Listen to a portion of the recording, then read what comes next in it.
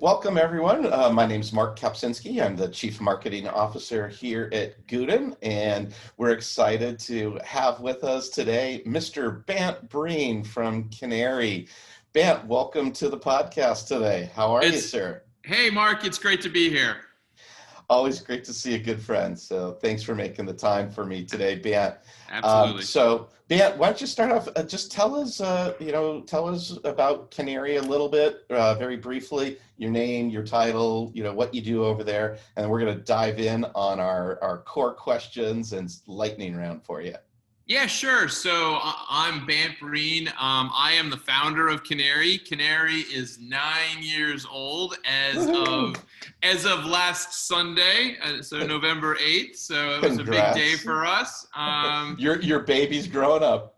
Yeah. Well, I was reading an article, some crazy number like 96% of companies fail before they get to this point. So, so there you go. I sent that to my wife. She's like, well, we'd like you to succeed a little bit more. Now you have to get into the true 1%, right?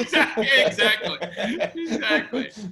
Well, you know what? I'll just tell you aside because you brought that up. I just received a patent, and my wife was all excited about like, hey, great, you just got another patent. And it's like, yep, and I'm still working. I hear you. So lesson learned, let's just keep working. Exactly. All right, Bant. So the format that we have is I got 5 core business questions for you about Canary that our viewers are interested in hearing, and then we're going to go into the lightning round after that. So first question for you is, can you describe the problem that Canary is trying to solve for businesses and executives that you support? So just talk about the problem set. Yeah, I mean, I think that, when I think of like the thesis behind the business, it was really that all of us, every executive has now an online presence, and that presence matters. It matters because that's where you get personal opportunity. That's where your reputation, as well as the reputation of your business, is cultivated. So it has become kind of a very important thing, this idea of an executive making the most of their online reputation. And so we've built a solution that supports those executives to achieve that goal. I would say, obviously, especially in the era of COVID, where, we're not, where we're online and digital all the time, your online presence matters more than ever before. Yeah, well, and I think, obviously Gooten is a customer of Canary, and we love the service. And I know, we love Gooten. Brian says hi to you. Yeah. The thing that I've noticed is, and you probably see this with all your other clients, is, when you're meeting a customer for the first time or a partner for the first time, the first thing you do now is you go to LinkedIn and look up all the executives. And so I think it's critical that you have that positive presence there to reflect your business. Yeah, I used to say that, before somebody meets you, they look you up online. After they meet you, they look you up again online to decide whether they trust their instinct from the meeting, right? So they want to do business with you going forward. That's right. I would say today, as I mentioned before, in a COVID era where you're literally going from one Zoom call to the next, you're online, you're looking up who's who, and you're looking on LinkedIn, and you're looking in Google search, and that's the constant flow these days. Yeah.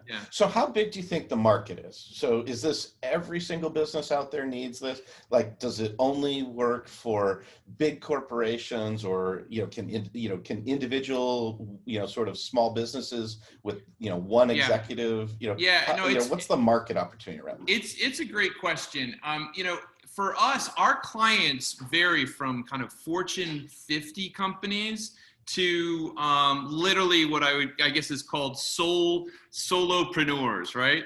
And I would say that certainly the size of those businesses isn't the same, but the commonality is the nature of the executive that we work with. So the executives that we work with tend to be the flag carriers for their business. They're the people that represent their company with either customers or key stakeholders outside of the business or key partners. So I think it's very relevant for all sizes of businesses. The total addressable market for something like this is pretty huge. And I just had to go through this exercise for some of our investors, and based on what they came back, they see it as like a $6 billion market. Wow, So it's a pretty terrific. sizable market. Yeah. That's a big, and it just, is that just US even, or? That's just focused on the US and the UK. That's great. Yeah. That's great. So what's the solution that you exactly offer? How does it work? Yeah, absolutely. So what we're doing is we're optimizing and growing your online presence. And so when you start working with us, with Canary, you get assigned a customer success manager, and they have an onboarding session with you where they're reviewing what you look like today online, like what you look like in search, what you look like in social media. And we use this onboarding session to reevaluate what you look like, what topics you're most connected to, what you want to be associated with, and we readjust and reoptimize your profiles across the board.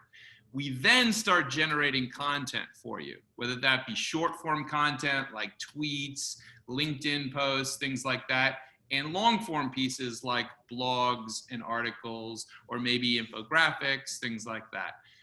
And then we're growing and engaging all of that content and all of those profiles with the audiences that you're keen to connect with. So, and it all kind of works through really either our mobile app or our desktop app, where the client essentially can evaluate and manage like what optimizations they want, what content they want, etc. So we try to make it, I think that the app is really quite key. 95% of our clients are in the mobile app on a weekly basis. And so we think that everyone wants to have that control, but they want it easy, because nobody wants to spend all their lives on social media and search. Like, they know it's, I think the difference from when we started the business was that for the first 3 years, I had to go around and convince people that this was important. and now everyone like gets that it's important, but they don't want to spend their day on it, right? They're like, I know this is important, but can you make it really easy for me so I don't have to think about it? Well, I know even with some of our own executives that you got set up, some of them didn't even have like Twitter accounts and stuff. So like you literally had to build from the ground up. So absolutely. All right. So next question. So, I'm not a fan of talking about mission statements and stuff like that. So I really like to focus on the term purpose. So what do you think the purpose of Canary is? How would you frame that? Yeah, why does Canary exist? Yeah, I think it's really to dimensionalize the voice, kind of the professional voice for the executive. So one of the challenges, I think, in communications for years was that it was very focused around kind of like a very narrow communication, corporate communication that would be pushed out. But today in a social media world where executives have so much direct contact with everybody, they have to have a voice. And so we've built a system that allows them to have that in a constructive way. And that voice really matters. I joke sometimes, but our first client was a very large company. And I remember sitting down with a CMO, and she said, oh, this is an awesome product, but I'm going to roll this out to all my people, and they're going to leave because you're going to make them look so awesome. And so I had no idea if that was true or not at the time. And I was like, no, that won't happen. That'll never happen. That'll never happen. But the reality is that the opposite happened, that people actually stayed and were loyal because they were given a voice. And I remember having a chat with one of the executives that they put on the program, and she said, thank you. I felt like I had been stripped of being able to speak or having a voice here at the company. And I think that's kind of a huge part of what we do. And as a business. Yeah, I think that's a great point, because I think a lot of businesses tend to just like suppress communication. It's like everything's got to be so tightly controlled, and so many employees and executives have so much to share and contribute that it's great to be able to get that voice and get that knowledge exposed externally. So Yeah, absolutely. that's great. Yeah. So Bant, how can we help you? What's the one ask for our growing community of followers here that we can help you with? Wow. I think only one, Bant, only one. Mark, just talking through all these kind of interesting challenges that we face every day is always such a benefit, talking things through with you. I think probably trying to work on ways to tell the story of Canary and where we're going and how we do this and building culture. I mean, I would say that one of the fascinating thing that there's so many elements that I'm wrestling through in this virtual time that we're living in. What do we do from transitioning from kind of a office structure to virtual business structure? I know you guys obviously at Gooten were really bold in that regard. Yeah. And so I really lean on you and Brian and all the smart folks there to kind of show us the way on that front. And then also, just thinking about how we have developed the company to the next phase, going more and more automated, and how you do that whilst also kind of really doing something what I think Gooten does well, which is kind of remaining very human, very likable, very approachable. That is something that I think we can really learn from you guys. Awesome. Thanks. All right. So we're going to shift to the lightning round, Bant. Quick answers here. So I got my 8 questions for you. Are you ready? I'll try. I'll try my best. I'll try my best. All right. First question. What was your first job and how old were you?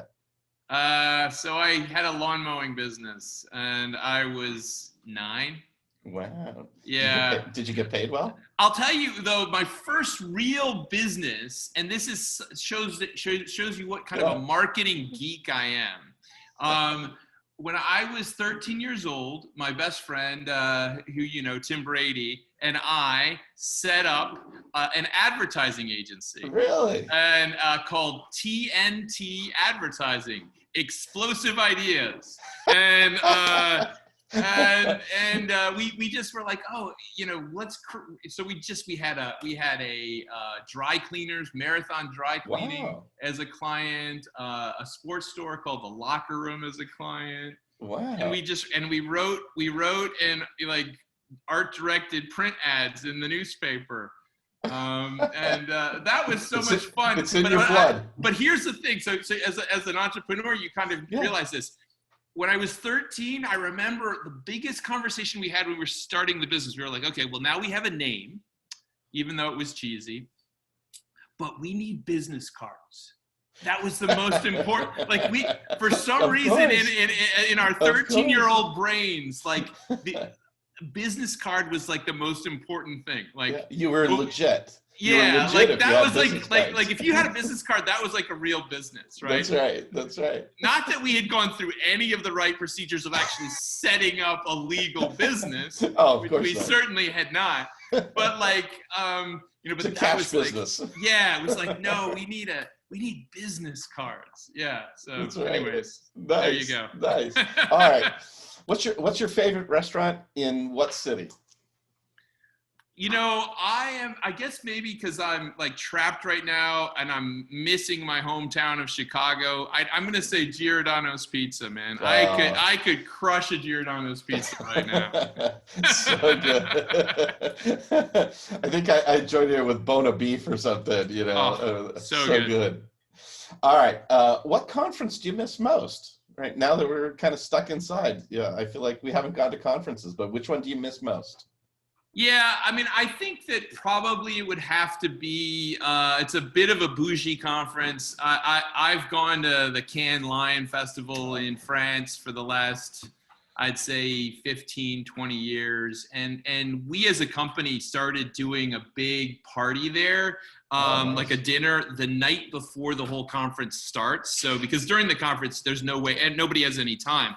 But doing it that night before, it's become such a great way of connecting with old friends. And this summer I really missed that, because there's a lot of people that you get to know from all over the place that you don't get many opportunities to sit with them and have a relaxed, fun conversation, you know? So that's probably what I miss the most. That's a good one. Yeah. All right, so I sort of already know half the answer to this because you introduced me to it, but do you use Lunch Club, and how many meetings have you had? Yeah, no, I do use it. So in the dark days of March, when I think every person that runs a company around the world feared the worst, I remember lying on my floor in my living room, looking at the ceiling, going like, "Oh my God, what am I going to do?" We had 20% of our clients that paused on us. And so we went into war mode as a company, and we were looking at any way we could connect with people, et cetera. And I got reached out by one of the investors in Lunch Club, and he said, "Hey, will you beta test this? Would you be interested in beta testing this?" And I said, "Sure, yeah, absolutely." Gave it a try, and Lunch Club's been a lot of fun. I use it. I do about 2 or 3 each week, actually. Wow. It So works. how many have you done? Like 70 or so? A lot, yeah, a lot, yeah, quite a few. I actually think it's worth it. Look, the reality is that in a world of networking, we don't have it anymore. So the challenge is making sure that you connect with people that are on maybe your professional level, seniority level, somehow kind of relevant. And so, it's certainly not perfect, but I mean, in a world of beggars, it's pretty good. Nice. All right. So then this one, I don't know if you use. Do you use Product Hunt, and what's your favorite product that you found on Product Hunt if you used it? Wow. I'm not a big buyer of lots and lots of product stuff. So I don't know if I'm the best example of that. The product, my biggest purchase recently was the new iPhone 12. I give it a B as a review. So. Okay, I'll hold off. Yeah. All right. What's the hardest lesson you've had to learn in business so far? I think at the end of the day, the key thing to remember is that everything takes time. And so it's really kind of a matter of perseverance. And so don't give up. The company motto is find a way. And I think that, that can be kind of interpreted in a lot of ways, find a way, right? A New Yorkish type tone. But I really think it's, the way I think about it is those movies that we all see of, a spaceship stuck on the back, the dark side of the moon, and these guys have to figure out how they're going to have enough oxygen to get back. And, I think that when you're running a startup business and you're trying to accelerate it forward, you have to find a way to resolve these challenges and problems. And you do. And that it's just important to kind of continue to stay focused and to continue to persevere. But I think the biggest thing, Mark, is that it never happens in the way that you envision. And so you have to kind of, it's like you have to have that ability to kind of make changes on the field of play. And that really rattles some people. And that's one of the things that I spend a lot of time with the kind of the folks that we're bringing up in the company to teach them, listen, I'm going to tell you something. And guess what? It's never going to go like that. We're going to show you, we're going to and I remember trying to teach one of our new salespeople this, and I was explaining to her, this is how it goes. And on the first call, it didn't go that way at all. And I could see she was freaking out. But Bant said it was supposed to be this way. Yeah. So you have to be able to stay nimble, think on your feet. and not see that as a problem, right? Yeah. You know, that's kind of the key thing. Cool. All right. So then what's your, what's like your most proudest business accomplishment? Probably, you know, as a business, I'm really, really happy that we just celebrated our 9th birthday. I mean, I gotta say It's a that, great like, accomplishment, man. yeah, I mean, I had to pause on Sunday, you know, pour myself a nice glass of whiskey and kind of think, wow, you know, that's incredible. That something that was an idea is kind of taken to fruition. I would say my proudest, happiest thing to see is to see the people inside the company take ownership of it themselves and believe in what we do, and really kind of add many, many, many more dimensions to it than, you know, I could have ever thought of. That's really beautiful to see that. And I think that's kind of one of the key things that has to happen, I think. Awesome. All right. Final question for you. Who's the one person you'd love to meet and why? Living or dead? You choose. Oh man. So I probably should have done this by now. You know, I went to Duke, as you know, Mark, and I really would just love the chance to sit with Mike Krzyzewski and just like understand how his brain works. You know, whenever you see a coach, just kind of, they never really talk that much, and I just really would love to see how somebody does what he does, which is, he's a perfect example of like how you achieve excellence over an extended period of time. Like winning a championship in a sport once is incredible. It's definitely a worthwhile achievement.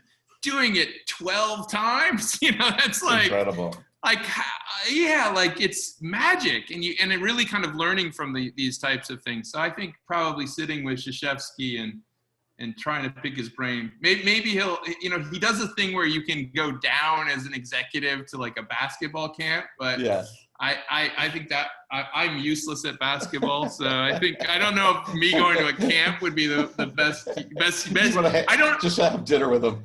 Yeah, I don't think it would be safe for anybody involved. Bant, thank you so much for your time today. Really appreciate it. Enjoyed the conversation. Congrats again on all the success with Canary. Obviously, we're thrilled to be a client of yours. And right back at you. I mean, Gooten is a spectacular business. I'm so, you know, talk about a company that you can learn from in terms of accelerated growth. Now, it seems like you guys are going to hire everybody that works in e-commerce at your pace. You know, on a personal level, I owe you as well, because you were the one that connected me here with Brian and the team. So definitely on a personal level, appreciate it as well. So cheers, buddy. All right. Thanks for this session. Appreciate it. And for folks out there, stay tuned for our next series of guests, and we look forward to chatting with you soon. Thanks.